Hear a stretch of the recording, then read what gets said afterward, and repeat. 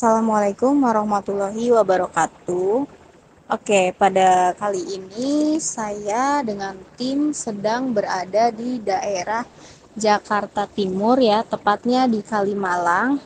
Seperti biasa ya, di konten kami itu kita mengungkap sejarah-sejarah ya yang ada di tempat bersejarah, mau makam keramat ataupun candi dan sebagainya.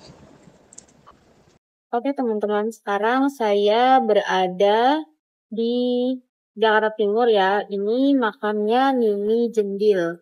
Nah, di kawasan ini juga terdapat satu petilasan lagi, tapi nanti coba kita buat tentang makam keramat Nini Jendil. Nah, dulunya teman-teman ada seorang yang bernama Saroji yang merupakan perawat makam keramat Nini Jendil sekaligus cicit dari Nini Jendil. Nah, menceritakan pada salah satu situs ya tentang asal usulnya makam keramat Nini Jendil ini petilasan atau bekas peninggalan dari Pangeran Aji dan Ganjar.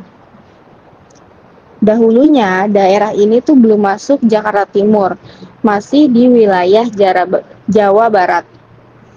Dan dulunya makam ini memang sudah ada, tapi bukan makam keramat, hanya makam keluarga yang memang diwakafkan sama Nini Jendil dan suaminya. Nah, pada suatu hari itu Kumpilisan bekerja bakti di daerah Pondok Gede. Saat sedang kerja bakti itu ada anak kecil yang pegang bajunya dia. Lalu diikutin terus sama beliau, lalu ditanya, anak siapa, ada yang tahu gitu. Nah, anaknya itu hanya menunjuk ke arah atas. Akhirnya anak ini dirawatlah sama Kumpilisan, diajak dibawa pulang. Lalu Saroji ini beliau menjelaskan jika jarak Pondok Gede ke Kampung Bayur sangat jauh jika ditempuh dengan berjalan kaki. Dibawa pulang jalan kaki kan jauh sekali dari sana ke sini. Nah, anak kecil tadi itu sempat digemblok. Namun banyak orang yang bilang jika anak tersebut seperti sedang menunggangi kuda. Nah, ketika di perjalanan Kumpilisan merasa matanya sakit dan hampir di sebuah warung. Lalu anak tadi itu mengobati dengan melepaskan bola mata Kumpilisan dan bola mata tersebut kemudian dicuci dan ditaruh di daun waru yang digunakan sebagai wadah. Dari situ orang-orang lihat kalau anak kecil ini bisa menyembuhkan, bahkan Kumpilisan bisa seperti melihat Mekah dan masa depan. Dari sinilah anak kecil ini dipercaya orang untuk membantu pengobatan. Nah, kemudian ketika sampai di rumah, Kumpilisan menjelaskan kepada Nini Jendil asal-usul anak tersebut dan hal-hal terkait kehidupannya bersama Nini Jendil di masa depan. Nah, Nini Jendil sempat tidak mempercayai ya apa yang disampaikan oleh Kumpilisan. Namun, Kumpilisan coba meyakinkan apa yang disampaikan itu benar. Nini Jendil kan nggak percaya, beliau dulu tidak percaya. Lalu menunggu 3 bulan, 10 hari, maka yang dia katakan seperti itu lagi. Sebab Kumpilisan mampu melihat yang akan terjadi di masa depan, kata Saroji.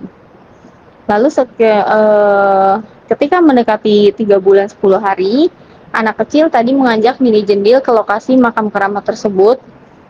Lalu satu lidi dipotong menjadi 4 bagian dan diletakkan di 4 penjuru. Kemudian Nini Jendil disuruh untuk menggali lubang tersebut.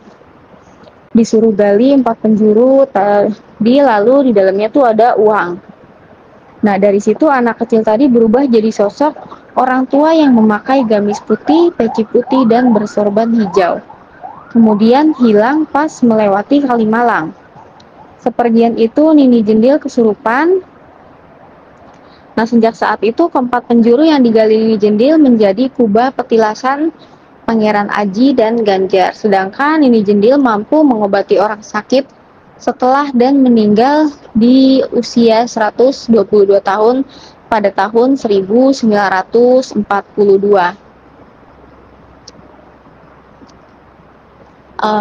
Coba kita ke dalam ya, Mas.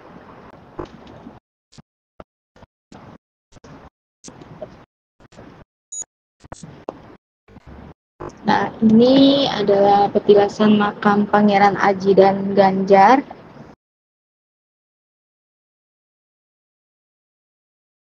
Nah, ini adalah petilasan atau makom dari Pangeran Aji dan Ganjar. Mohon maaf ya teman-teman kalau mungkin suaranya tidak jelas ya, karena di sini lokasinya tepat di eh, samping jalan raya.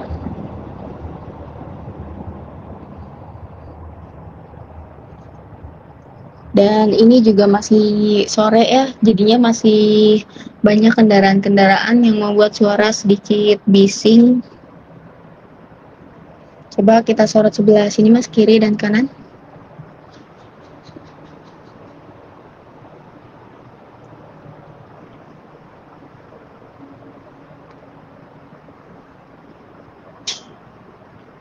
Buat teman-teman ya yang mungkin mau berziarah ke daerah sini, mau silaturahmi daerah sini, ini jalannya sebenarnya kalau di maps itu tidak sesuai ya, karena pas tadi saya ikutin maps itu lokasinya masuk di dalam Universitas Borobudur.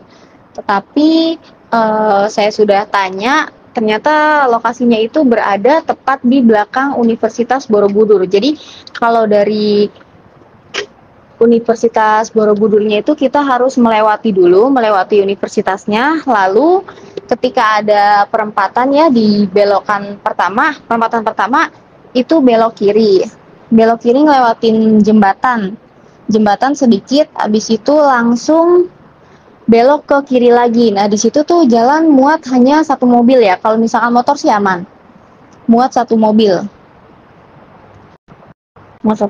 Nah ntar di situ sekitar 30 meter.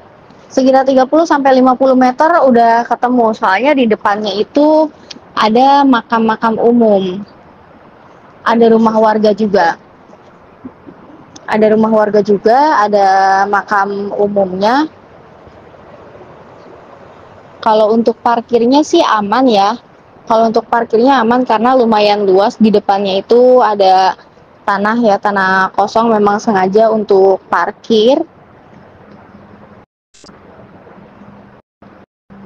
Oke, coba kita lihat di sebelah belakang sini ya. Ada apa di sini, Mas? Wow, ternyata di sini ada keranda ya. Permisi. Oh, teman-teman, di sekitaran makam ini ada pohon yang sangat besar ya. Coba, Mas. Tuh, ada pohon besar di sebelah kanan kita ya. Kayak ini pohonnya yang tinggi tadi ya, Mas ya.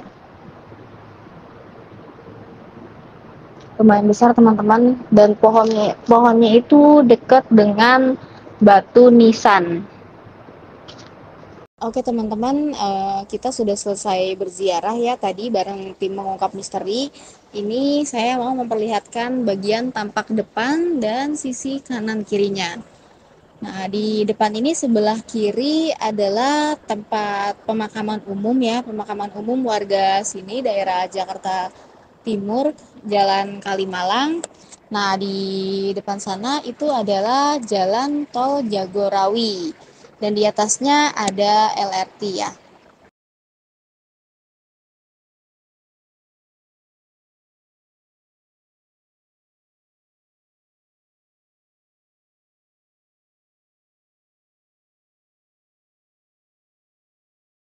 Nah, ini di sebelah atasnya juga ada kereta cepat ya, Wus. Sebelah kiri atau kanan dari sebelah depan ini. Nah, ini yang pohon tadi. Nah, coba kita sedikit ke depan, Mas. Untuk parkirannya ya. Oh, ada patung kodok. Ada patung kodok. Ini sih.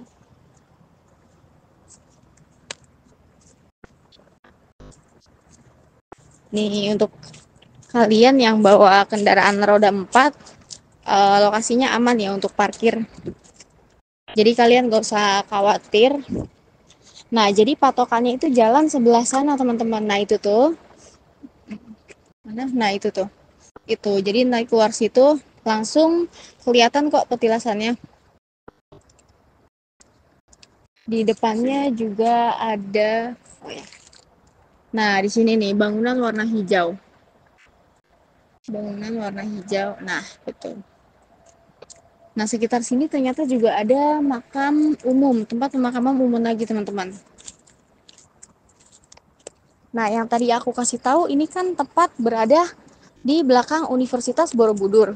Jadi, bangunan depan ini tuh udah Universitas Borobudur. Aku jadi aku tadi juga sempat salah sih. Masuknya malah ke sana, ternyata bukan. Tuh, kita melewati jalan ini ya.